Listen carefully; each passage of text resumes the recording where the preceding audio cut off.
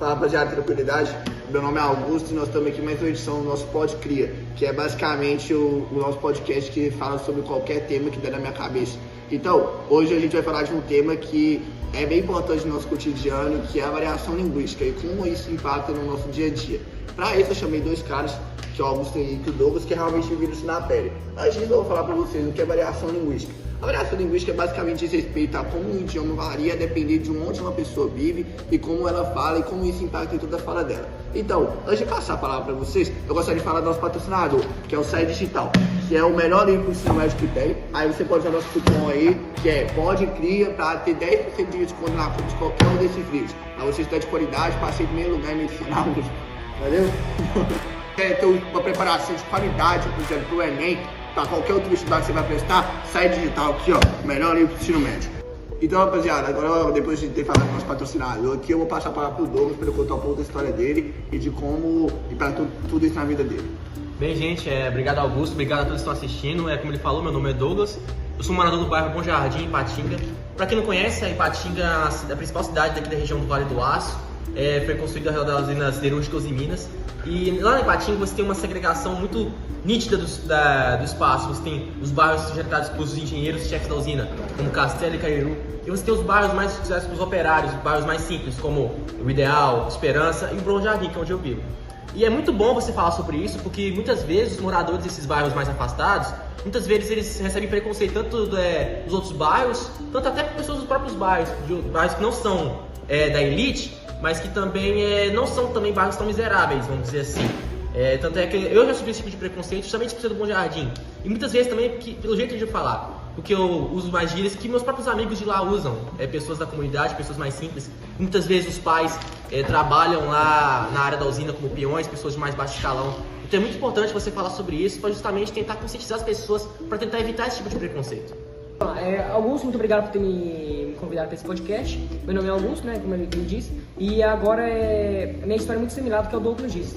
Eu venho do bairro Caladinho de Cima, fica entre a divisa entre Coronel Fabriciano e Ipatinga. Ele é um bairro que no início ele começou, era tudo chamado de Caladinho, mas só que aí eles teve uma divisão entre o Caladinho de baixo, do meio e de cima. E no Caladinho de Cima que eu vivo é o que fica bem antes do Morro da Uzipa, ou seja, bem, igual eu disse, bem na divisa entre Ipatinga e Fabriciano. A estrutura do nosso bairro não é um bairro assim como pode dizer um bairro bem estruturado. Como por exemplo o que eu vivo, ele não tem, por exemplo, não são todas as ruas que são asfaltadas. Tem também a questão da iluminação. Às vezes alguns postes, por exemplo, queimam, a troca demora um pouco. Por exemplo, igual ele tinha falado que ele veio do bairro do Bom Jardim, ele ser um bairro que, mesmo que não seja, em volta das Minas, ele não ser um bairro tão industrializado. E a gente vê também, na questão da minha realidade, a gente vê que a gente também sofre muitos preconceitos por eu ter vivido no Caladinho de Cima. Ocorre tráfico, essas coisas, a gente vê muitas pessoas, como que pode dizer, traficantes, essas coisas, e eles têm, como que pode dizer, uma gíria meio... Tem a gíria do bairro, assim, como pode dizer. Tem palavras, por exemplo, que a gente utiliza, por exemplo, sei lá, mano, viado, essas coisas que é mais no geral de toda a população, mas só que lá a gente vê muito frequente também. E a gente vê também muita criminalização, por exemplo, meu pai, ele não aceita falar gíria. Se eu falar gíria com meu pai, ele pega e fala, não, isso que você tá falando é coisa de marginal, coisa de vagabundo, porque ele vê muito bem como que é a gíria em si no meu bairro, e ele acha que se eu dizer gíria eu estaria me classificando como uma pessoa vagabundo também. Isso também acontece muito, como, por exemplo, eu vou citar agora meu exemplo, um dia que eu fui visitar a casa de um amigo meu, ele mora no bairro Cidade Nobre. O bairro Cidade Nobre, por mais que o nome diga, tipo assim, ele não é necessariamente o bairro dos ricos. Ele tem uma parte mais rica, do pessoal mais alta da sociedade, ele perto da prefeitura, só que tipo assim, também a parte mais perto do Limoeiro, uma parte mais, vamos dizer assim, menos estruturada. Eu tenho um amigo meu, Alejandro, ele mora lá na parte mais alta da sociedade do bairro Cidade Nobre. E teve um dia que eu fui lá visitar ele, porque a gente era muito amigo, a gente era da mesma escola, aí tipo assim, eu fui lá. O pai dele, ele trabalha na Consul, ele é um dos gerentes, eu acho, ele tem uma boa estrutura financeira. E tipo assim, ele já ficou receoso pro Batista do Bom Jardim, tá indo lá visitar, porque tipo assim, já tem certo preconceito. Aí tipo assim, o jeito que eu falava, como eu tava me sentindo mais à vontade, eu sinto meu falar mais dias, como ele mesmo falou. Eu falo mano, viado, às vezes eu falo parecendo um carioca, um paulista de vez em quando.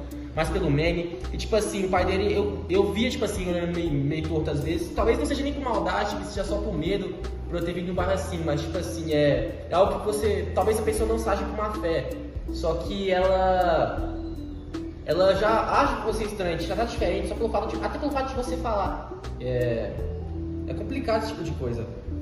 E tipo assim, eu acho isso meio que uma hipocrisia, porque, por exemplo, existem muitas pessoas, por exemplo, existe cada contexto, né? Eu, por exemplo, se eu falar gíria no meu meio íntimo, é uma coisa. Agora, por exemplo, se eu for conversar com uma autoridade, alguma coisa, claramente eu não iria usar um vocabulário tanto com tantas gírias, eu iria usar um vocabulário mais formal, porque, igual eu falo, se adapta a cada, como é que pode dizer, a cada ambiente. Por exemplo, eu conversando com meu pai e com a minha mãe, não vai ser a mesma coisa de eu conversando com o Augusto, com, sei lá, com meus amigos da escola.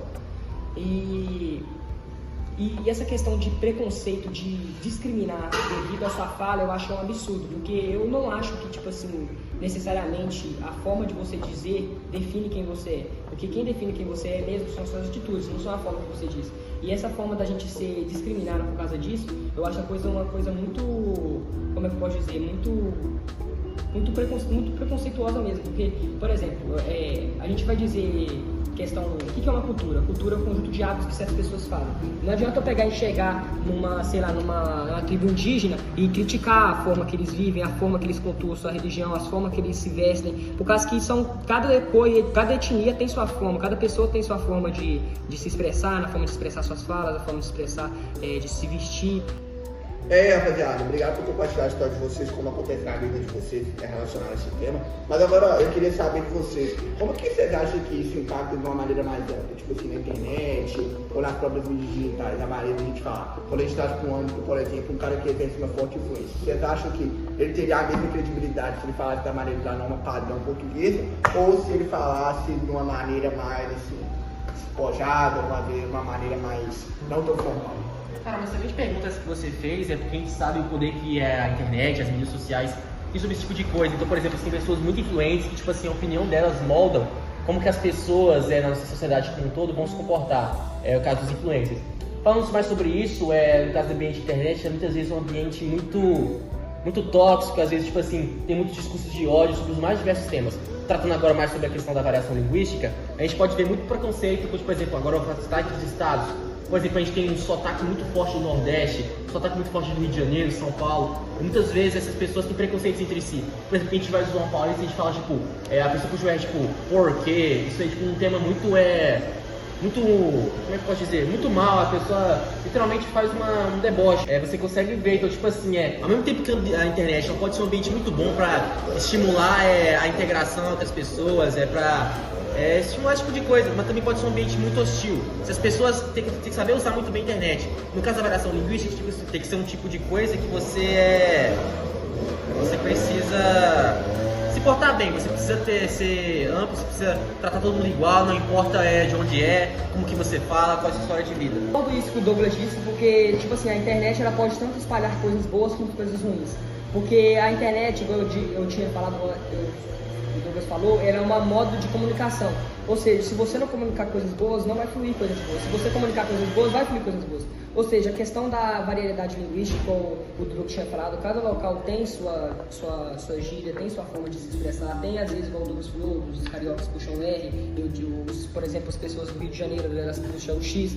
E tem, tipo assim, tem cada grupo cada local, cada região tem sua cultura e sua forma de se expressar. E a internet, você consegue ver isso claramente. Por exemplo, você não vai ver todo dia na sua casa, sei lá, um gaúcho, você não vai ver por exemplo, a gente de Minas Gerais, a gente não vai ver um gaúcho. Aliás, eu vejo porque meu pai veio do Rio Grande do Sul, minha avó, mas você não vai ver cotidianamente uma pessoa gaúcha, uma pessoa carioca, uma pessoa do Ceará, de diversas partes do Brasil. E na internet você consegue ver isso amplamente, nos vídeos, você consegue ver melhor, você consegue ver como que não existe somente uma fala única, existem diversas falas. E como também com a professora Junqueira, que ela já citou que, por exemplo, no Brasil, antes da colonização, a gente tinha mais de 5 milhões de línguas, e hoje em dia a gente tem um português que prevalece. E eu acho que, tipo assim, essa questão do preconceito linguístico acaba excluindo diversas pessoas de falarem a sua língua. Por exemplo, muitas pessoas têm vergonha de falar o que quer dizer, tem de falar, se expressar da forma que eles se sentem confortável,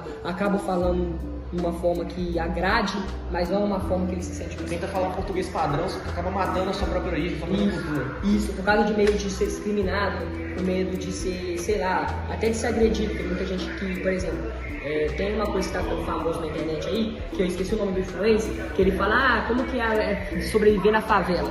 Ele falava tipo assim, aqui se você fazer o sinal 2, é o break, né? Ele fala que se você fazer, sei lá, fazer o sinal de 2 na favela que é tudo 3, você morre. Sendo que muitas vezes esse símbolo pode ser relacionado tanto como CV, como no vermelho, ou também pode ser relacionado como paz e amor, que a maioria das pessoas utilizam. Ou seja, muita gente tem que saber interpretar como que por exemplo, eu faço uma simbologia, eu faço isso aqui pode ser apresentado Y no lugar, X no outro lugar, Z no outro lugar. A escola é um dos melhores ambientes, talvez o melhor para se livrar desse tipo de preconceito, porque aqui ela te ensina a você respeitar o seu próximo, a você respeitar as diferenças. Por exemplo, ele falou muito das questões indígenas, que os indígenas foram exterminados quando os portugueses chegaram aqui.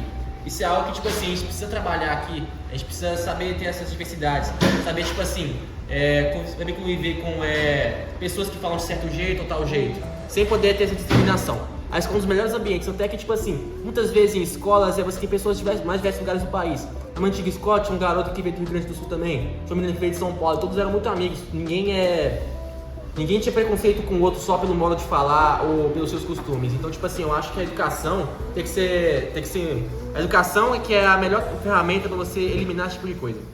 Então, rapaziada, o nosso tempo tá meio extenso. Obrigado, Douglas, obrigado a você por ter compartilhado a experiência.